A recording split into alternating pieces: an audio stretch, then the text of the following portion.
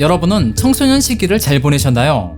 청소년 시기는 누구나 겪는 질풍노도의 시기로 중2병이라는 막강한 불치병까지 달고 살아요. 하지만 대부분은 이 시기를 잘 넘기고 어른이 됩니다. 다만 일부는 성인으로 각성이 실패하기도 하고 또 다른 일부는 그 시기의 상처로 후유증이 남기도 하죠. 청소년 시기는 잘못된 선택으로 범죄자가 되는 경우가 많습니다. 하지만 일부 어린 무법자들은 영악하게 진화했어요. 그들은 어떤 범죄를 저질러도 어린 나이가 큰 감경 요소라는 점을 악용할 줄 알아요. 그래서 오늘 소개해드릴 범죄자는 청소년 범죄자입니다. 그것도 한 명이 아닌 집단 범죄자예요. 이 쌀벌한 왁구 한번 보세요. 이건 무슨 파충류의 보호색도 아니고 몸에 그림 그리고 얼굴엔 찐까지 박았어요. 그들은 세스 잭슨이라는 또래를 희생시켰습니다. 그런데 그 방식은 세간을 들썩일 만큼 잔혹했어요. 하지만 이 사건의 심판만큼은 사이다처럼 시원했어요. 따라서 그들은 과연 어떻게 범죄를 저질렀고 어떠한 심판을 받았는지 지금부터 이야기를 시작하겠습니다.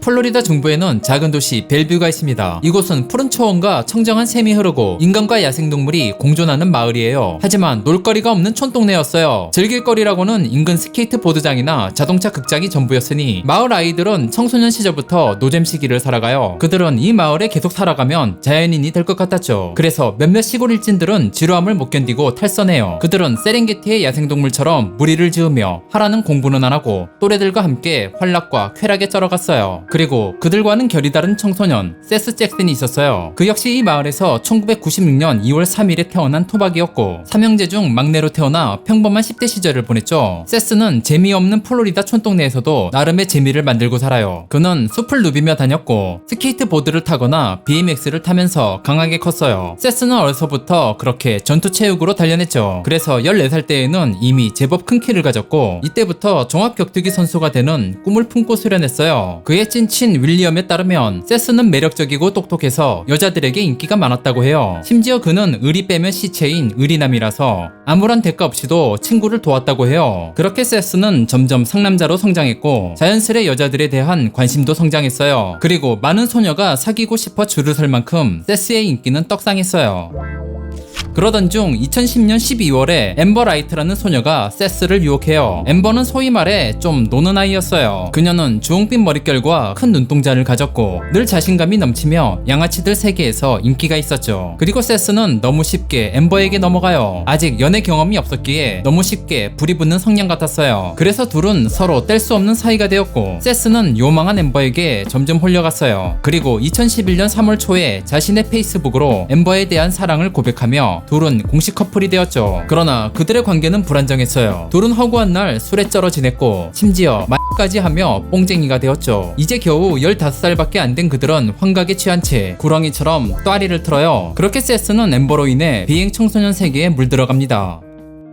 그러던 중 둘은 서로에 대한 신뢰와 다른 이성에 대한 질투 문제로 자주 치열하게 싸우게 됐습니다. 둘의 만남이 격렬하고 뜨거웠다지만 이별의 과정에 비하면 아무것도 아니에요. 그들이 사랑의 메시지를 주고받던 SNS는 육두 문자가 오가고 인신공격을 하는 전쟁터가 되었어요. 엠버는 다른 남자와도 만남이 잦았고 이에 세스는 엠버의 농간에 속은 것을 알게 돼요. 엠버가 양다리를 걸친 남자는 마이클 바고라 불리며 나이는 세스보다 3살 많은 18살이었어요. 그래서 세스는 페이스북으로 소문냈어요. 엠버를 바닥 닦는 헝겊이라든지 성생활이 문란한 여성이라고 말이죠. 심지어 뽕쟁이라고까지 공개적으로 소문냈어요. 결국 둘의 관계는 막장까지 가게 돼요. 이날 이후 공식적으로 쫑난 거죠. 이젠 함께해서 더러웠고 다신 만나지 않을 사이가 된 겁니다. 그리고 세스는 엠버와 바람을 핀 마이크에게 분노를 향합니다. 그런데 교활한 성격의 엠버는 이를 그냥 넘어가지 않아요. 그녀는 세스의 질투심을 유발하려고 공식적으로 마이클과 사귄다고 공개하며 지속해서 세스를 빡돌게 해요. 하지만 엠버는 지금 실수한 거예요. 그녀의 알량한 복수는 곧 자신을 향한 되받아치기가 됩니다. 이제 싸움의 불똥은 세스와 마이클에게로 옮겨붙습니다. 마이클은 2년 전인 16살 때 플로리다로 이사왔어요. 그런데 그의 집안은 가세가 기울고 문제가 많았어요. 마이클의 아버지는 알코올 중독에 폭력적인 성격이고 마이클은 수시로 아버지의 샌드백이 되었어요. 참다 못한 마이클은 결국 빡쳐서 집안을 뒤집어요. 그런 다음 적성에 맞지 않는 학교도 때려치고 가출팸을 결성하여 떠돌아다녔어요. 마이클은 떠돌이 생활 중 빈집을 털다 체포된 적이 있어요. 그리고 항상 권총을 소지한 총잡이로 유명했죠. 그렇게 마이클은 타지에서 이사온 지 2년 만에 촌동네를 휘어잡은 빌런으로 명성을 얻어요. 하지만 세스가 보기에 그는 허세만 가득한 가오충이었죠. 종합격투가가 꾸민 세스의 눈썰미는 이미 마이클의 전투력을 가늠하고 있었어요. 그렇게 혈기왕성한 자강두천의 탐색전이 시작되었고, 이 상황은 세스에게 복수하기 위한 엠버의 목적대로 흘러가고 있었습니다. 그리고 전쟁의 포문은 세스가 먼저 열었어요. 그는 페이스북에서 공개적으로 마이크를 도발했고 자신 있냐며 위협하기 시작했어요. 싸움에 자신 있는 세스는 계속해서 마이클에게 도발했고, 세스의 친구들도 마이클은 세스에게 처발릴 거라고 도발해요. 이에 엠버는 마이클을 더욱 이간질하기 위해 세스가 자기랑 잭스할 때 신체적으로 폭력을 가했다고 말하며 불을 지펴요. 그 말을 들은 마이클은 눈이 돌아갔고, 이 분쟁의 전선을 확대하려는 전략을 펼칩니다. 그래서 이 싸움에 카일 후퍼라는 떡대 좋은 탱커를 끌어들여요. 그리고 카일 후퍼는 바로 엠버의 이복 오빠였어요. 이 당시 카일 후퍼는 엘리사라는 여친한테 전화로 이별을 당했어요. 카일은 엘리사의 마음을 돌리러 그녀의 집을 찾아갔고, 그때 하필이면 침대에서 세스와 딩구는 엘리사를 목격한 거죠. 그래서 마이클은 카일을 자극하여 전선에 참여시킵니다. 이제 온라인상의 키보드 배틀이 빠르게 현실 세계로 퍼져갑니다. 그러던 어느 날 세스는 엠버와 마이클이 현지 파티에 가고 있다는 소식을 듣습니다. 이에 세스는 곧장 파티를 찾아가 마이클을 발견해요. 이제 모든 상황은 엠버의 작전대로 이루어졌고, 자존심 강한 두 남자는 이글거리며 서로를 마주했죠. 그리고 잠시 동안 서로의 부모님 안부를 여쭙는 등 열띤 아가리 파이터를 했고, 잠시 후 기다렸다는 듯 서로를 향해 달려들기 시작합니다. 그리고 동네 모든 동년배가 다 모인 그곳에서 마이클은 3살이나 어린 동생이 버릇을 고쳐준다고 하며 오히려 세스한테 개패듯이 쳐맞아요. 세스는 전 여친과 그의 남친까지 쌍으로 빅엿을 먹이며 쾌거를 날려요. 엠버의 계획은 예상을 완전히 빗나간 거죠. 그리고 마이클은 어린 세스에게 개박살나고 그의 체면은 땅바닥에 패딩이 쳐졌죠. 세스는 이날의 승리로 그동안 묵은 체증이 다 가시는 듯 했어요. 하지만 그가 알지 못하는 한 가지가 있었죠. 그것은 마이클이 평범한 사랑의 라이벌이 아니라는 점과 매우 불안한 마음을 가진 사람이었다는 거였죠. 지난 4월 마이클 바고는 싸움이 있기 전에 세스 잭슨의 집으로 직접 찾아온 적이 있었습니다. 제 딴에 나름 사전 탐색하러 왔나봐요. 그런데 찾아와서 한다는 말이 네 이름이 새겨진 총알이 있어 라며 협박하는 거예요. 세스는 마이클의 어이없는 협박에 총 맞은 것처럼 정신이 없고 웃음만 나왔어요. 마이클은 총잡이였습니다. 비록 사람을 쏜 적은 없지만 그의 총은 체오프의 총처럼 결국 씨가 되어 비극적인 결과를 불러옵니다. 그런데 이 광경을 세스의 어머니가 목격했어요. 그리고 마이클이 협박하는 말을 다 들었습니다.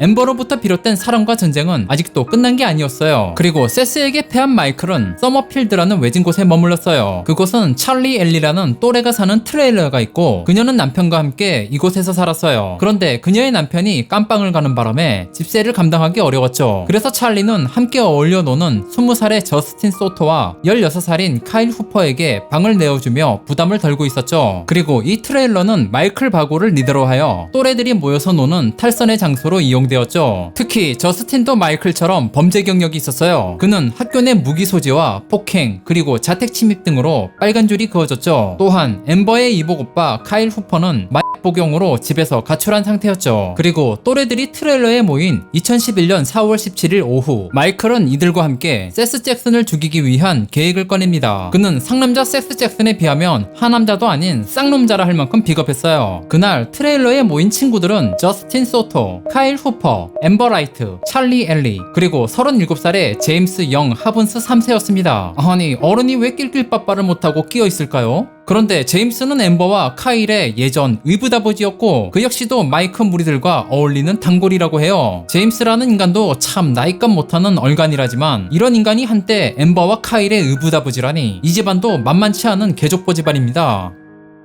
마이클은 동료들에게 오늘 밤 당장 세스 잭슨을 죽여야 한다고 선포합니다. 그런데 동료들은 딱히 죽일 명분이 없었어요. 하지만 마이클에게는 명분이 있었어요. 그것은 너희들도 세스 잭슨을 좋아하지 않잖아 하며 하찮은 명분을 들이밀어요. 그리고 마이클은 이미 머릿속에 구상된 계획을 꺼냈고 각자의 역할을 분담시켰습니다. 하지만 동료들이 봤을 때 이건 미친 짓이었죠. 심지어 어른이었던 제임스조차도 이 미친 계획에 가담하지 않겠다며 떠날 정도예요. 그런데 이 제임스라는 얼간이는 지가 어른이면서 이 미친 계획을 말릴 생각도 안 하고 경찰에 신고조차 안 했어요. 그렇지만 결국 이 인간도 한 배를 타게 돼요. 그는 다음날 범행의 뒤처리를 맡는 아이러니를 보이게 될 겁니다. 마이클의 첫 번째 계획은 엠버를 미끼로 세스를 찰리의 트레일러로 유인하는 겁니다. 그래서 엠버는 세스에게 연락해서 관계를 회복하자며 꼬십니다. 여태껏 싸워놓고 이제 와서 꼬신다면 세스가 넘어가겠어요? 라고 생각했지만 세스가 미끼를 물어요. 사실 세스는 여전히 엠버를 사랑했고 몇 주 동안 그녀 때문에 가슴이 아팠어요. 하지만 세스 집에서 놀던 친구들은 이를 수상히 여겨요. 하필 이 시간에 찰리의 트레일러로 오라는 것도 그렇고 엠버가 이 만남을 비밀로 유지해 달라는 점도 이상했어요. 그래서 세스는 혹시 개수작이 아닐까 생각하며 엠버에게 확인했습니다. 그러나 엠버는 끝까지 구라치며 직접 전화까지 걸어 혼신의 발연기를 펼쳐요. 결국 세스는 친구들의 만류에도 불구하고 트레일러로 향합니다. 그리고 그의 뒷모습은 친구들에게 남겨진 마지막 기억이 되었습니다. 세스에 대한 범행 과정은 가이드 위반 우려가 있어서 언급을 자제해야 할 정도로 혹독하고 잔혹합니다. 세스는 결국 엠버의 교활한 연기에 속았고 마이클의 함정에 빠지게 되며 그의 무리에 의해 제압되었습니다. 마이클의 복수심은 세스의 숨이 멎는 순간까지 지독하게 처절했습니다. 그는 마지막까지 비열했고 자신의 상징 같은 권총으로 세스의 삶을 끝냅니다.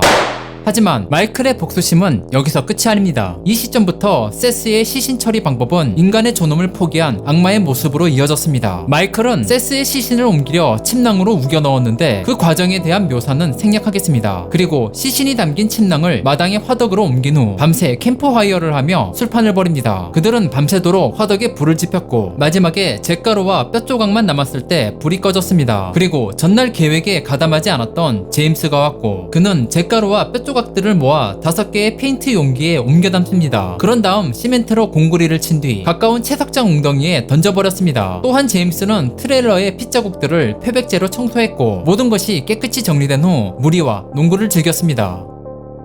마이클은 자신의 범행이 완벽했다고 생각했습니다. 하지만 주머니 속 송곳처럼 감춘다고 감춰질 사건이 아니었죠. 세스의 부모님은 아들이 항상 늦을 때마다 전화했는데 밤새 전화도 없고 돌아오지 않아서 뭔가 잘못된 것을 직감했죠. 그리고 아침 일찍 경찰에 실종 신고를 했고 세스의 실종은 지역 뉴스에 도배가 되었습니다. 이때 카일 후퍼는 집에서 어머니 트레이시와 TV를 보고 있었는데 세스의 실종 소식이 방송에 나오자 양심의 가책을 느꼈어요. 그래서 엉겁결에 살인을 목격했다 고백하고 다만 자신은 관련이 없다며 부인했어요. 어머니 트레이시는 즉시 경찰에 이를 알렸고 이에 따라 수사의 포위망은 좁혀졌습니다. 하지만 이때까지 트레이시는 자기 아들, 딸 모두가 사건의 주요 인물이 될 줄은 미처 몰랐습니다. 잠시 후 엠버와 카일, 찰리, 저스틴이 체포되었고 그들은 모두 마이클이 범인이라고 지목해요. 하지만 형사들은 그들을 한 방에 두고 관찰했을 때 세스에 대한 살인을 이야기하며 입을 맞춘 정황을 파악했죠. 한편 마이클은 제임스의 도움으로 이미 마을을 탈출했고 마을 밖에 있는 여자친구네 집으로 가서 머물기로 합니다. 그런데 마이클은 그곳에 도착하자마자 자신이 저지른 살인을 영웅담처럼 떠벌렸어요. 그리고 곧장 마을 사람들이 경찰에 신고하여 체포되었습니다. 수사는 활로를 찾았고 수색영장을 손에 넣은 경찰들은 찰리의 트레일러를 조사하여